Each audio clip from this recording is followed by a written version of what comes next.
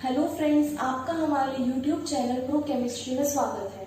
आज के इस वीडियो लेक्चर में हम नेचर ऑफ मैटर के बारे में पढ़ने वाले हैं। तो आइए शुरू करते हैं।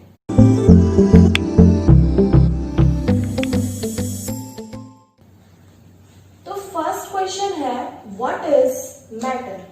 मैटर क्या है? Anything which has mass and occupy space। ठीक है, जो कोई भी चीज जिसके पास मास है और वो कुछ स्पेस को ऑक्यूपाई कर रहा है, वो क्या है? मैटर। ठीक है, तो सिंपल है, anything which has mass and occupy space is called matter. तो आप अपने आसपास कुछ भी जो देख रहे हो वो सब क्या है? मैटर। ठीक है, इस यूनिवर्स में दो ही चीज देखने को मिलती है, एक मैटर और एक एनर्जी। एनर्जी जैसे आप लाइट है, लाइट को देख सकते हो, उसमें रेडिएशंस निकलती है, वो क्या है? एनर्जी। ठीक है, तो यूनिवर्स में दो ही चीज होती है, मैटर और एक एनर्जी। तो मैटर क्या है? एनीथिंग विच हैज मास, जिसके पास मास है, एंड जो स्पेस ऑक्यूपाई कर रहा है, मतलब जगह घेर रहा है, वो क्या है? मैटर। ठीक है, now physical states of matter.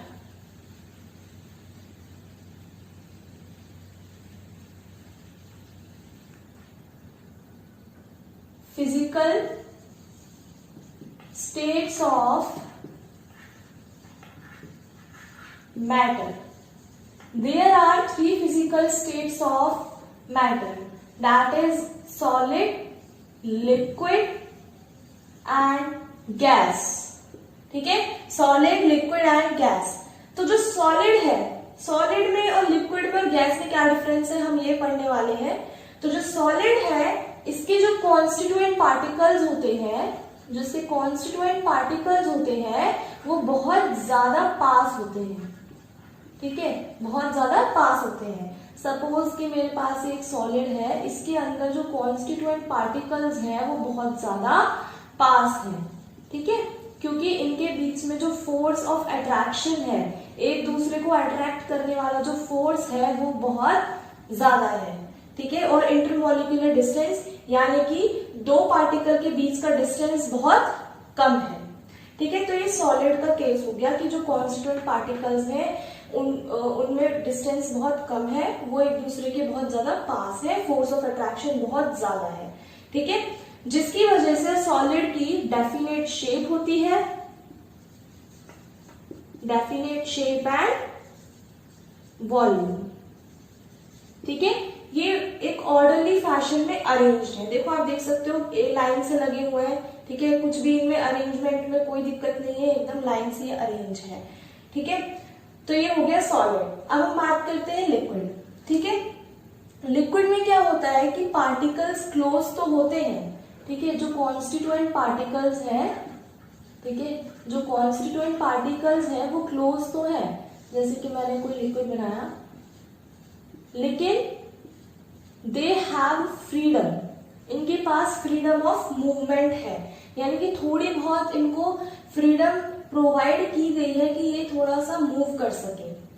क्यों?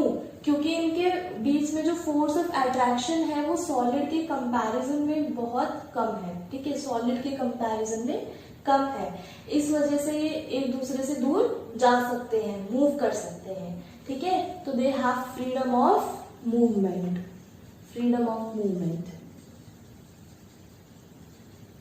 ठीक है, बहुत ज्यादा दूर भी नहीं है, बहुत ज्यादा पास भी नहीं है, इंटरमीडिएट कंडीशन में है। ठीक है, इनको फ्रीडम ऑफ मूवमेंट है, यानी कि इधर उधर मूव कर सकते हैं। ठीक है, जिसकी वजह से इनका डेफिनेट वॉल्यूम तो है बट शेप नहीं है। ठीक है, इनकी डेफिनेट शेप नहीं होती है, लेकिन डेफिनेट वॉल्यूम होता है। ठीक है, अब हम गैस की बात करते हैं। तो जो गैस के कॉन्स्टिट्यूएंट पार्टिकल्स हैं, ठीक है, जो गैस के कॉन्स्टिट्यूएंट पार्टिकल्स हैं वो बहुत ज्यादा दूर है। ठीक है, ये मेरी एक गैस थी, एक पार्टिकल यहाँ है, एक पार्टिकल यहाँ पर है, एक पार्टिकल यहाँ पर है। ठीक है, देखो डिस्टेंस कितना ज्यादा है इन दोनों के बीच में। तो ये इनको पूरी तरीके से फ्रीडम मिली हुई है कि ये एक दूसरे से दूर जा सकते हैं, ठीक है, जिसकी वजह से इनका डेफिनेट शेप भी नहीं होता और डेफिनेट वॉल्यूम भी नहीं होती, ठीक है, डेफिनेट शेप एंड वॉल्यूम नहीं होती, ठीक है। ये सब क्यों हो रहा है कि इसको इतनी फ्रीडम है कि इधर उधर मूव कर सकता है, इसको बिल्कुल भी फ्रीडम नहीं है, इसको थोड़ी बहुत फ्रीडम है। ये सिर्फ इसका रीजन एक ही है कि जो इनका इंटरमॉलिक्यूलर फोर्स ऑफ अट्रैक्शन है उसकी वजह से होता है। इनमें जो इंटरमॉलिक्यूलर फोर्स ऑफ अट्रैक्शन है मतलब कि इन दोनों के बीच में दो पार्टिकल्स हैं, इनके बीच का जो फोर्स ऑफ अट्रैक्शन है मतलब एक दूसरे को अट्रैक्ट करने वाला जो फोर्स है वो ज्यादा है। ये पार्टिकल भी इसको अट्रैक्ट कर रहा है और ये पार्टिकल भी इसको अट्रैक्ट कर रहा है, ठीक है। इसकी वजह से ये एक दूसरे से दूर नहीं जा पा रहे। यहाँ पर थोड़ा सा कम है, ये इसको थोड़ा सा कम अट्रैक्ट कर रहा है और ये भी इसको थोड़ा सा कम अट्रैक्ट कर रहा है, इसलिए ये थोड़ा सा मूव कर सकते हैं। लेकिन यहाँ पर तो इनका जो फोर्स ऑफ अट्रैक्शन है वो नेग्लिजिबल ही है, मतलब ना के बराबर ही है, ठीक है, नेग्लिजिबल। कोई भी इनको अट्रैक्ट नहीं कर रहा, ना ये से अट्रैक्ट कर रहा, ना ये से अट्रैक्ट कर रहा, कोई भी एक दूसरे को अट्रैक्ट नहीं कर रहा, ठीक है। इनका डिफरेंस यही होता है और जिसकी वजह से इनकी डेफिनेट शेप होती है, वॉल्यूम होता है डेफिनेट, बट इनकी डेफिनेट वॉल्यूम होती है बट शेप नहीं होता। ना इनकी तो बिल्कुल डेफिनेट शेप भी नहीं होती और डेफिनेट वॉल्यूम भी नहीं होता, ठीक है। आगे मेरी बात समझ में। अब जो ये स्टेट्स ऑफ मैटर है जैसे कि सॉलिड, लिक्विड और गैस, ये इंटर कन्वर्टेबल है, मतलब आप इनको एक दूसरे में चेंज कर सकते हो, ठीक है। सॉलिड को आपको अगर गैस में कन्वर्ट, लिक्विड में कन्वर्ट करना है तो आप इजीली कन्वर्ट कर सकते हो। लिक्विड को अगर आपको गैस में कन्वर्ट करना है तो आप इजीली कर सकते हो। गैस को अगर आप वापस से लिक्विड में कन्वर्ट करना चाहते हो तो ये भी कर सकते हो, और अगर लिक्विड को अगेन सॉलिड में कन्वर्ट करना चाहते हो तो ये भी कर सकते हो, ठीक है। नाउ सॉलिड को अगर मुझे लिक्विड में करना है कन्वर्ट, ठीक है, सॉलिड को मुझे लिक्विड में कन्वर्ट करना है तो मेरे को टेम्परेचर इंक्रीज करना पड़ेगा और प्रेशर डिक्रीज करना पड़ेगा, ठीक है। अगर मुझे अगेन लिक्विड को गैस में कन्वर्ट करना है तो अगेन मेरे को टेम्परेचर इंक्रीज करना पड़ेगा और प्रेशर डिक्रीज करना पड़ेगा, ठीक है। अगर मैं गैस को वापस से लिक्विड में कन्वर्ट करना चाहती हूँ तो मेरे को टेम्परेचर कम करना पड़ेगा और प्रेशर ज्यादा करना पड़ेगा, ठीक है। अगर मैं लिक्विड को अगेन सॉलिड में कन्वर्ट करना चाहती हूँ तो मेरे को अगेन टेम्परेचर कम करना पड़ेगा और प्रेशर ज्यादा करना पड़ेगा, ठीक है। तो आप टेम्परेचर और प्रेशर की कंडीशंस को चेंज करके सॉलिड स्टेट को एक दूसरे में इंटर कन्वर्ट कर सकते हो, ठीक है। जब हम सॉलिड को लिक्विड में कन्वर्ट करते हैं तो उसको हम क्या कहते हैं, सॉलिड को लिक्विड में जब हम इसे कन्वर्ट करते हैं इसको कहते हैं हम मेल्टिंग पॉइंट, ठीक है। जब हम लिक्विड को गैस में कन्वर्ट करते हैं तो इसको हम कहते हैं वेपोराइजेशन, ठीक है। अगर हम सॉलिड को डायरेक्टली गैस में कन्वर्ट करते हैं तो उसको हम क्या कहते हैं, सब्लिमेशन प्रोसेस। अगर हम गैस को डायरेक्टली सॉलिड में कन्वर्ट कर दे तो उसको हम डिपोजिशन कहते हैं, ठीक है। अगर हम लिक्विड को फिर से सॉलिड में कन्वर्ट कर दें तो उसको हम फ्रीजिंग पॉइंट कहते हैं, और अगर हम गैस को लिक्विड में कन्वर्ट कर दें तो हम उसको कंडेंसेशन कहते हैं, ठीक है। आगे मेरी बात समझ में। चलिए अब आगे चलते हैं।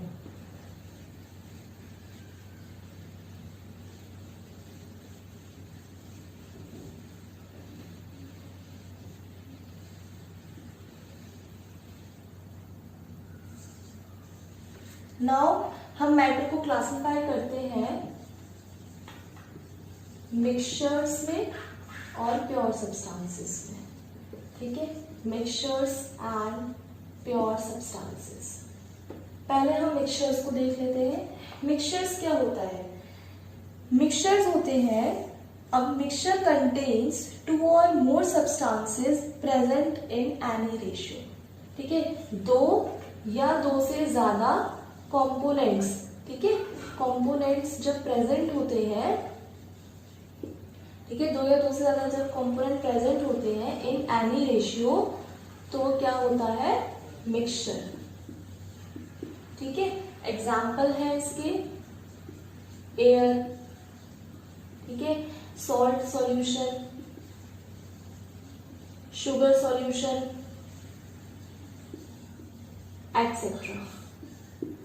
ठीक है, अब पहले हम मिक्सचर्स को समझ लेते हैं, उसके बाद हम प्योर सब्सटेंसेस पर जाएंगे। अब मिक्सचर को हम दो पार्ट में क्लासिफाई करते हैं। मिक्सचर्स को हम दो पार्ट में क्लासिफाई कर दिए, homogeneous mixture and heterogeneous mixture. तो होमोजेनियस मिक्सचर और हेटेरोजेनियस मिक्सचर में क्या होता है डिफरेंस, कि इसमें जो कॉम्पोजिशन है, ठीक है, कॉम्पोजिशन सेम रहता है, कॉम्पोजिशन इज सेम, पर यहां पर कॉम्पोजिशन डिफरेंट होता है। अब हम इसको एग्जांपल से समझ लेते हैं। जैसे कि मैं शुगर सॉल्यूशन की बात करती हूँ, ठीक है, शुगर सॉल्यूशन। शुगर सॉल्यूशन क्या है कि मैंने वाटर के अंदर शुगर ऐड की, ठीक है, ऐड की और मैंने फिर उस शुगर को स्टिर किया, उस वाटर को स्टिर किया ताकि शुगर डिसॉल्व हो जाए वाटर के अंदर कंप्लीटली, ठीक है। तो जब वो शुगर ऐड हो गई उसमें और डिसॉल्व भी हो गई वाटर के अंदर, तो अब जब आप उसे पियोगे, ठीक है, जब आप उसे पियोगे तो ऊपर भी आपको मीठा लगेगा, ठीक है, बीच में भी मीठा लगेगा, और जब आप सबसे नीचे वाला पियोगे तब भी आपको मीठा लगेगा, ठीक है। क्यों? क्योंकि composition is same, composition same है, ठीक है। लेकिन हेटेरोजेनियस मिक्सचर में ऐसा नहीं होता। क्यों? देखो, जैसे मैं एक एग्जांपल इसका ले लेती हूँ, सैंड वाटर, ठीक है, सैंड वाटर मीन्स कि मैंने वाटर के अंदर सैंड को ऐड कर दिया, ठीक है। अब मैं उसको पूरे दिन डिसॉल्व करती रहूंगी, सैंड कभी भी वाटर के अंदर डिसॉल्व नहीं होगी, ठीक है। और एक टाइम ऐसा आएगा जब हम उस वाटर को स्टिल रख देंगे, मतलब उसको आगे छेड़ेंगे नहीं, उसको स्टिल रख देंगे, तो जो सैंड है वो नीचे सेटल डाउन हो जाएगी। तो अब आप क्या देख रहे हो, जैसे मैंने आपको एक डायग्राम बना के दिखाती हूँ। मेरा ये ग्लास था, इसमें मेरे पास ऊपर वाटर था और अब नीचे सैंड आ गई है, ठीक है। तो यहाँ पर तो सैंड नहीं है, ठीक है, यहाँ पर नहीं है और यहाँ पर बहुत ज्यादा है ना। तो कॉम्पोजिशन तो डिफरेंट हो गया कि यहाँ पर कुछ और है, यहाँ पर सैंड नहीं है, यहाँ पर सैंड नहीं है और यहाँ पर इतनी सारी सैंड है, तो कॉम्पोजिशन इज डिफरेंट। लेकिन अगर मैं यहाँ की बात करती हूँ होमोजेनियस की, जैसे कि शुगर सॉल्यूशन, तो शुगर सॉल्यूशन में ये हमारे इसमें शुगर ऐड हो चुकी है, ठीक है, इसमें पूरी तरीके से शुगर हमारी डिसॉल्व हो चुकी है, तो हर जगह आपको मीठा ही लगेगा, कहीं पर ऐसा कुछ नहीं होगा कि कड़वा लग रहा है, ऐसा कुछ नहीं होगा कि एक जगह कड़वा लग रहा है, एक जगह मीठा लग रहा है, एक जगह कुछ स्वाद ही नहीं आ रहा है, ऐसा नहीं होगा, ठीक है। यहाँ पर भी मीठा लगेगा, यहाँ पर भी मीठा लगेगा, यहाँ पर भी मीठा लगेगा, यहाँ पर भी मीठा लगेगा, सब जगह सेम कंडीशन रहेगी। लेकिन यहाँ पर सेम कंडीशन नहीं होती है, ठीक है। आगे मेरी बात समझ में कि होमोजेनियस और हेटेरोजेनियस में क्या डिफरेंस होता है, कॉम्पोजिशन का डिफरेंस होता है। और एक चीज और होती है कि हेटेरोजेनियस के कंपोनेंट्स को आप देख सकते हो, जैसे कि सैंड वाटर में सैंड मेरा एक कंपोनेंट है, मैंने कॉम्पोजिशन बोला था शायद पहले कि हेटेरोजेनियस के कॉम्पोजिशन को आप देख सकते हो, कॉम्पोजिशन नहीं कंपोनेंट्स को, ठीक है। हेटेरोजेनियस के कंपोनेंट्स को आप देख सकते हो, जैसे कि इसमें मैंने सैंड को ऐड किया तो आप इसको देख पा रहे हो सैंड को, ठीक है। लेकिन होमोजेनियस मिक्सचर में जब मैंने शुगर को ऐड किया और जब उसे डिसॉल्व किया तो आप शुगर को नहीं देख पाओगे। क्यों? क्योंकि शुगर कंप्लीटली डिसॉल्व हो चुकी है, जबकि सैंड कंप्लीटली डिसॉल्व नहीं हो पाई है, इसलिए आप उसको नहीं देख पा रहे हो, ठीक है। तो एक इनका कंपोनेंट्स का भी डिफरेंट होता है कि कंपोनेंट्स इसमें दिखते हैं, सॉरी इसमें नहीं दिखते हैं लेकिन इसमें दिखते हैं, ठीक है। तो ये हमारा होमोजेनियस मिक्सचर और हेटेरोजेनियस मिक्सचर हो गया। अब मिक्सचर हमारा ओवर हो गया, अब हम प्योर सब्सटेंसेस को शुरू करते हैं, ठीक है। तो प्योर सब्सटेंसेस में क्या होता है कि जो रेशियो होता है वो सेम होता है। मैं यहाँ पे बड़ा बड़ा प्योर सब्सटेंस लिख देती हूँ, ठीक है। जो कॉम्पोजिशन होता है वो सेम होता है, कॉम्पोजिशन मतलब जो रेशियो है उनके बीच में, ठीक है, ratio is same, ratio is same. मैंने आपको जब मिक्सचर्स पढ़ाए थे तो मैंने नीचे लिखा था कि जो दो या दो से ज्यादा कंपोनेंट होते हैं वो किसी भी रेशियो में प्रेजेंट हो सकते हैं, लेकिन प्योर सब्सटेंसेस में जितने भी कंपोनेंट्स हैं, दो या दो से ज्यादा जो कंपोनेंट्स हैं वो सेम रेशियो में प्रेजेंट होते हैं, ठीक है। अब इसको हम क्लासिफाई करते हैं दो पार्ट्स में, that is elements and compounds.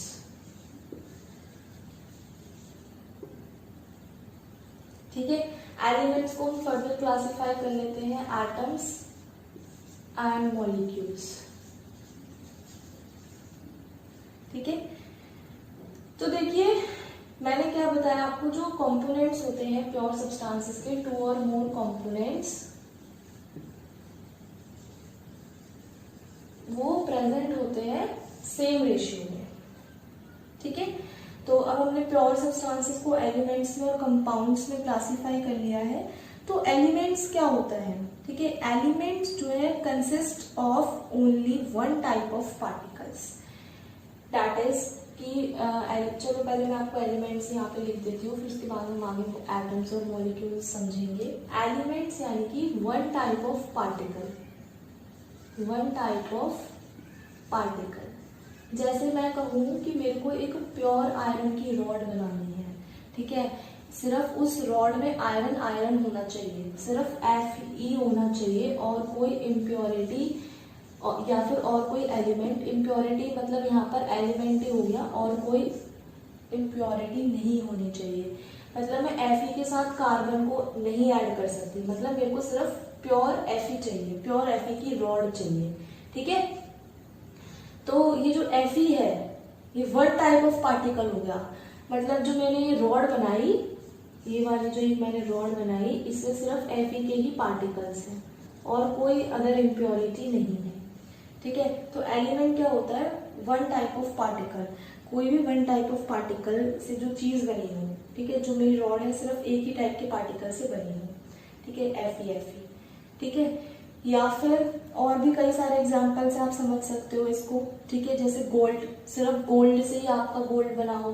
ठीक है, और या फिर आप सिल्वर देख सकते हो। देखो वैसे ना प्योर पॉसिबल नहीं है, सिर्फ Fe से आप एक प्योर रॉड नहीं बना सकते हो, क्योंकि जो Fe की प्योर रॉड होती है ना वो बहुत ज्यादा सॉफ्ट होती है और आपको हार्ड रॉड चाहिए, इसलिए आपको इसमें अदर इम्प्योरिटीज ऐड करनी पड़ती है। ठीक है, इम्प्योरिटीज आपको ऐड करनी पड़ती है क्योंकि आप जो प्योर रॉड होती है आपकी आयरन की वो बहुत ज्यादा सॉफ्ट होती है, इसलिए आपको इम्प्योरिटीज ऐड करनी पड़ती है। ठीक है, जैसे हम गोल्ड की ही बात कर ले, तो जो हम गोल्ड यूज करते हैं डेली लाइफ में, जो भी गोल्ड हम पहनते हैं, वो गोल्ड में भी इम्प्योरिटीज होती है, क्योंकि जो गोल्ड होता है, जो प्योर गोल्ड होता है, वो भी बहुत ज्यादा सॉफ्ट होता है। ठीक है, लेकिन सॉफ्ट गोल्ड तो हमारा किसी काम का नहीं है, हमें तो हार्ड चाहिए, इसलिए हम उसमें अदर इम्प्योरिटीज ऐड करते हैं। ठीक है, तो जो कहते हैं ना कि प्योर गोल्ड है, प्योर गोल्ड है हमारे पास, तो प्योर गोल्ड तो हो ही नहीं सकता, इसलिए इनकी बातों पे नहीं जाना चाहिए। प्योर गोल्ड पॉसिबल ही नहीं है क्योंकि वो सॉफ्ट बहुत होता है। ठीक है, और हमें तो हार्ड चाहिए, तो इसलिए हम उसको अंदर इम्प्योरिटी करनी पड़ती है। ठीक है, तो एलिमेंट क्या हो गया कि हमारा कोई भी सब्सटेंस एक पर्टिकुलर टाइप ऑफ इस एलिमेंट से बनी हो। ठीक है, पर्टिकुलर टाइप ऑफ पार्टिकल से बनी हो। ठीक है, अब एलिमेंट में भी एक चीज है, जैसे अब मैं एक और आपको एग्जांपल देती हूँ कि मेरे को गैस बनानी है, सिर्फ उसमें ऑक्सीजन होनी चाहिए। ठीक है, ऑक्सीजन, ठीक है, O2 O2 O2 O2। ठीक है, मेरे को इसके अंदर कोई और गैस नहीं चाहिए, मेरे को इसके अंदर कोई अदर गैस नहीं चाहिए। ठीक है, मेरे को सिर्फ pure one type of particle की गैस चाहिए। ठीक है, तो ये हमारा एलिमेंट हो गया। अब देखो एलिमेंट को आप दो टाइप में क्लासिफाई कर सकते हो, एटम्स में और मॉलिक्यूल्स में। तो देखो एटम हो गया कि जो मोनोवैलेंट है। ठीक है, मोनोवैलेंट यानी कि सिर्फ Fe के पार्टिकल से बनी हुई कोई सब्सटेंस। लेकिन जो मॉलिक्यूल्स हो गए, ठीक है, ये हमारा एटम्स है, बहुत सारे एटम से मिलकर ये बनी हुई है। ठीक है, और जो आपके मॉलिक्यूल्स हैं वो मॉलिक्यूल्स जो है आपके वो डाइवैलेंट हो गए। ठीक है, यानी कि O2, मैं Fe2 तो कभी नहीं लिख सकती क्योंकि ऐसे Fe प्रेजेंट होता ही नहीं है। ठीक है, लेकिन मैं O नहीं लिख सकती क्योंकि O कभी भी सिंगल फॉर्म में प्रेजेंट नहीं होती, ठीक है, हमेशा वो डाइवैलेंट होती है, ठीक है। तो ये डिफरेंस होता है एलिमेंट्स में कि वो एक एटम में भी हो सकता है और वो एक मॉलिक्यूल में भी हो सकता है हमारा कोई भी सब्सटेंस, ठीक है। तो O2, Cl2, H2, ठीक है, F2, ये सब मॉलिक्यूल्स हैं और ये सब एटम्स हैं, जैसे कि Fe, कार्बन, ठीक है, सोडियम, ठीक है, कॉपर, सिल्वर, Ag, ठीक है, Au, gold, copper, silver, iron, सब क्या है, एटम्स हैं। और O2, H2, Cl2, F2, ये सब क्या है, मॉलिक्यूल्स हैं। और इन दोनों को जब हम कंबाइन कर देते हैं एटम्स एंड मॉलिक्यूल्स को, तो वो एलिमेंट्स बन जाते हैं, ठीक है। तो ये हमारा एलिमेंट्स हो गया। अब कंपाउंड्स की बात कर लेते हैं। तो देखो कंपाउंड्स क्या हो गए, कंपाउंड्स हमारे 2 टाइप ऑफ एलिमेंट्स से बना हुआ, ठीक है। मैंने क्या कहा, 2 टाइप ऑफ, 2 मतलब मैं 2 नहीं, 2 या 2 से ज्यादा, मैं 2 नहीं कहना चाह रही, 2 या 2 से ज्यादा कहना चाह रही हूँ, 2 और मोर एलिमेंट्स से जो बना हो वो क्या होता है, कंपाउंड होता है, ठीक है। जैसे कि मैं CO2 की बात करती हूँ, ठीक है, CO2 इसका एग्जाम्पल। तो देखो इसमें कार्बन भी है और ऑक्सीजन भी है, ठीक है, 2 टाइप के एलिमेंट्स आपको दिख रहे हैं। कार्बन एक एटम है और O2 एक मॉलिक्यूल है, लेकिन दोनों ही एलिमेंट है, ठीक है। जो आपकी पीरियोडिक टेबल होती है ना, उसमें क्या होता है, सभी एलिमेंट्स होते हैं, ठीक है, सभी एलिमेंट्स प्रेजेंट होते हैं पीरियोडिक टेबल में। जो भी आप देखते हो 118, 119 जितने भी आपको इसमें देखते हैं, सब क्या होते हैं, एलिमेंट्स, ठीक है। तो ये मेरी बात समझ में आ गई, कंपाउंड्स 2 या 2 से ज्यादा एलिमेंट से जो बना हुआ हो, जैसे कि H2O में भी हाइड्रोजन और ऑक्सीजन है, 2 अलग अलग एलिमेंट्स, ठीक है। और आपका C6H12O6, उसमें 3 एलिमेंट्स हैं, कार्बन, हाइड्रोजन एंड ऑक्सीजन, ठीक है। वो सब क्या होते हैं, कंपाउंड्स होते हैं, ठीक है। आई थिंक आपको एलिमेंट्स और कंपाउंड्स में डिफरेंस समझ में आ गया, ठीक है। अब मेरे को एक चीज और बतानी है, मिक्सचर्स और प्योर सब्सटेंसेस के बारे में,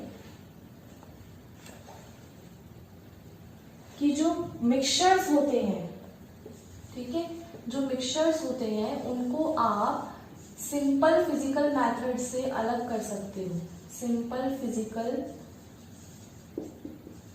मेथड से आप उन्हें अलग कर सकते हो। सिंपल फिजिकल मेथड जैसे कि हैंड पिकिंग,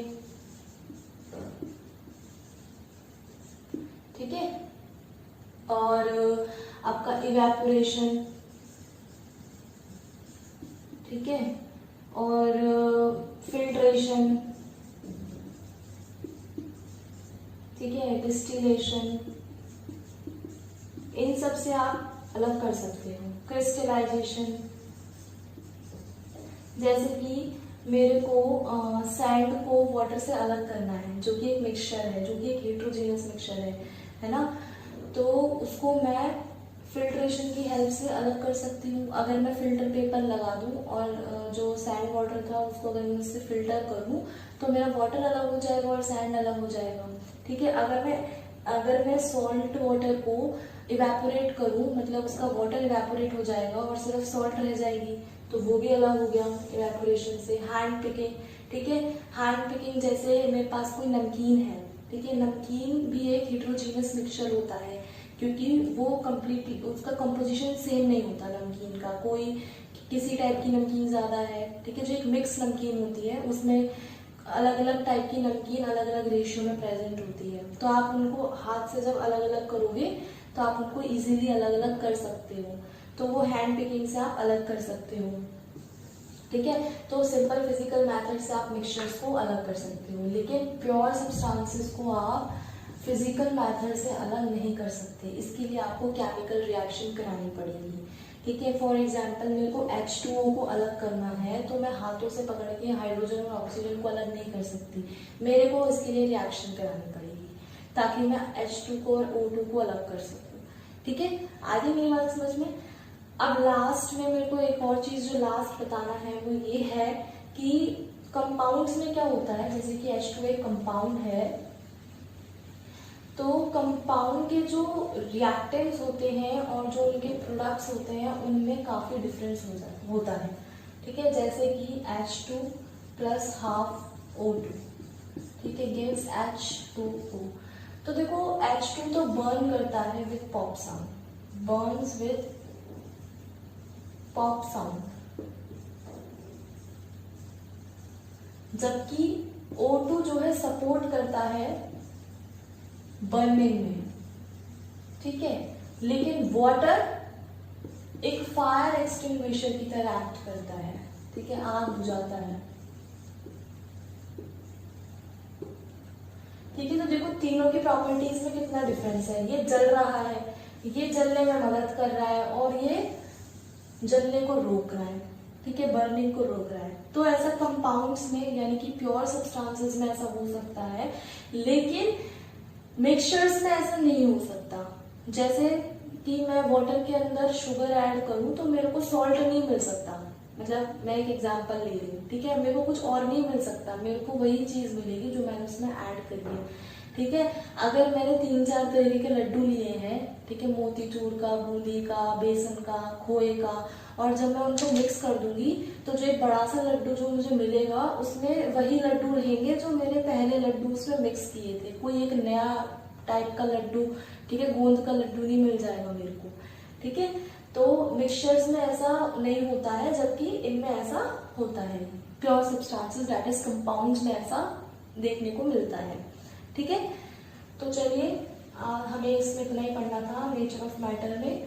अब मैं आपको थोड़ा सा एक एग्जांपल भी, एक चीज का एग्जांपल दे देती हूँ कि आपको डिफरेंस पता चल जाए कि एटम्स में और मॉलिक्यूल्स में और कंपाउंड्स में क्या डिफरेंस है, ठीक है। मैंने आपको 3-4 एग्जांपल दे देती हूँ, कार्बन, ठीक है, और कॉपर, ठीक है, और CH4, ठीक है, और Cl2 और F2,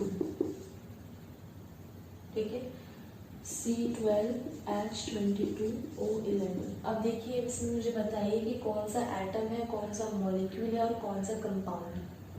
देखो ये क्या है, एटम, ठीक है, ये क्या है, ये भी एक एटम है, ये क्या है, ये एक मॉलिक्यूल है, ये एक कंपाउंड है, ठीक है। क्यों? क्योंकि ये 2 टाइप ऑफ एलिमेंट से बना हुआ है, ठीक है। ये क्या है, ये एक मॉलिक्यूल है, ठीक है, क्योंकि इसमें एक जैसे 2 एटम प्रेजेंट है इसलिए ये मॉलिक्यूल है, ठीक है। ये भी क्या है, एक मॉलिक्यूल है, और ये क्या है, एक कंपाउंड है, क्योंकि ये 3 टाइप ऑफ एलिमेंट से बना हुआ है, ठीक है। तो और ये सब क्या है, एलिमेंट है। एटम भी एक एलिमेंट है, मॉलिक्यूल भी एक एलिमेंट है, ठीक है। जब आप पीरियोडिक टेबल देखोगे तो उसमें आपको क्लोरीन भी दिखेगा, ऐसे क्लोरीन भी दिखता है ना। तो एटम और मॉलिक्यूल क्या है, हमारे एलिमेंट्स हैं, ठीक है। अब आप कहोगे कि पीरियोडिक टेबल में तो Cl2 नहीं लिखा रहता, वो सिर्फ रिप्रेजेंट करने के लिए लिखा रहता है Cl, लेकिन रियलिटी में जो एनवायरनमेंट में क्लोरीन होता है वो 2 की फॉर्म में प्रेजेंट होता है, ठीक है। और जो कंपाउंड्स होते हैं वो एलिमेंट से मिलकर बना होता है, ठीक है। जैसे कि आपका ये तो है, इसका और एग्जांपल दे देती हूँ, जैसे कि CO2, ठीक है, ये भी क्या है, कंपाउंड है। ये 2 डिफरेंट टाइप ऑफ एलिमेंट से बना है, carbon and oxygen. I hope कि आपको क्लियर है कि एटम्स, मॉलिक्यूल्स एंड कंपाउंड्स में क्या डिफरेंस होता है, ठीक है। इसी के साथ हमारा लेक्चर भी कंप्लीट हो गया। आई होप आपको सब कुछ समझ में आया होगा जो मैं आपको बताना चाहती हूँ, ठीक है। तो हम अपना लेक्चर एंड करते हैं। तो प्लीज़ लास्ट में लाइक और सब्सक्राइब करना बिल्कुल भी मत भूलना, ठीक है, क्योंकि बहुत मेहनत से एक वीडियो बनता है, बहुत टाइम लगता है, और फिर कोई लाइक ना करे या फिर सब्सक्राइब ना करे तो थोड़ा दुख भी होता है। मैं ये नहीं कह रही कि सिर्फ लाइक ही करना, अगर आपको अच्छा नहीं लगा, अगर आपको इसमें लगा कि मुझे कुछ और भी बताना चाहिए था, मैं इतना अच्छे से एक्सप्लेन नहीं कर पाई, तो आप डिसलाइक भी कर सकते हो, लेकिन अपना रिस्पॉन्स प्लीज देना, ठीक है। तो यही था मेरा आज का लेक्चर। अब नेक्स्ट वीडियो हमारी होगी प्रॉपर्टीज ऑफ मैटर के ऊपर, ठीक है, physical properties and chemical properties, वो हम नेक्स्ट लेक्चर में पढ़ेंगे, ठीक है। तो please don't forget to like and subscribe. Okay, thank you.